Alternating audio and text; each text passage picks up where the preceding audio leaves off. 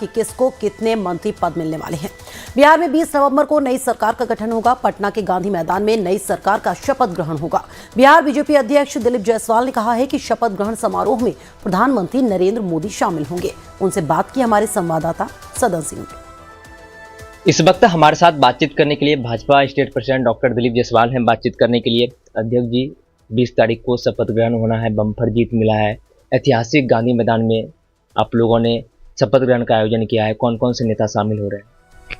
देखिए, दुनिया के सर्वाधिक लोकप्रिय नेता और भारत के यशस्वी प्रधानमंत्री जी श्री नरेंद्र मोदी जी की इस शपथ ग्रहण समारोह में उपस्थिति रहेगी। इस ऐतिहासिक पल के साक्षी बनेंगे और साथ में हमारे केंद्रीय नेता, प्रदेश के मुख्यमंत्री, उप मुख्यमंत्री भी उपस्थित रहेंगे।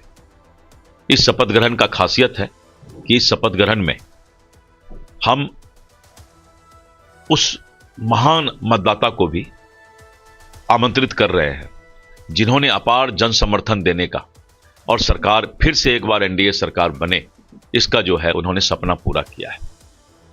तो ये आम लोगों के बीच, आम मतदाता के बीच ये शपथ होगा और हम शपथ लेंगे, हमारी एनडीए सरकार शपथ लेगी कि हम विकसित बिहार के सपना को पूरा करेंगे। एनडीए के जो घटक दल हैं, पोर्टफोलियो को लेकर चर्चाएं हो रही कि महत्वपूर्ण पोर्टफोलियो उनके पास रहना चाहिए। इस बार सारा पोर्टफोलियो जो है एनडीए के पास रहेगा, किसी दल के पास नहीं रहेगा। एनडीए सरकार बना रही है, पोर्टफोलियो और पद एनडीए के पास रहेगा, इसलिए इस तरह की कोई चर्चा होगी ही नहीं। मार्केट में विधानसभा के अध्यक्ष को लेकर चर्चा है कि बीजेपी अपने पास रखना चाहती है और जदयू की भी मांग है।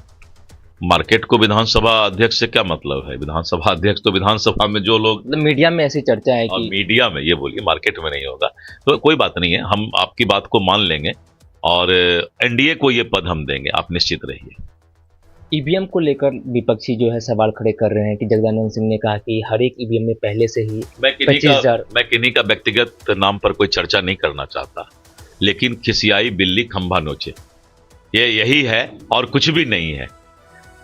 जब ये चुनाव जीत जाते हैं जिस प्रदेश में, तब इनको लगता है कि नहीं ईवीएम अच्छा है। जब चुनाव हारते हैं तो ईवीएम खराब लगने लगता है। इनको पता नहीं है कि हम रामगढ़ सीट 30 वोट से हारे हैं, 173 वोट से हम ढाका हारे हैं, चनपटिया हम कम वोट से हारे हैं, गोह कम वोट से हारे हैं, फारबिसगंज 100 वोट से हारे हैं। तो अगर हम ईवीएम का कोई दोष होता तो हम कोई सीट हारते क्यों? 30 वोट से कोई सत्ताधारी दल हारता है जी। इसीलिए ये सब बातें जो है, अब जनता बेवकूफ नहीं है, मतदाता सब कुछ समझती है और ये बात बोल करके आप मतदाता का अपमान कर रहे हैं। इसलिए विपक्ष को सोचना चाहिए, ये मतदाता का अपमान है, ये ईवीएम का अपमान नहीं है। दिलीप जायसवाल थे हमारे साथ बातचीत करने के लिए। ईवीएम को लेकर इन्होंने सीधे तौर पर कहा कि हार गए हैं, इसलिए बौखलाकर ऐसी बात कर रहे हैं। और पटना के ऐतिहासिक गांधी मैदान में प्रधानमंत्री के साथ साथ कई राज्य के मुख्यमंत्री भी शामिल होंगे। पटना से लाइव टाइम्स के लिए मैं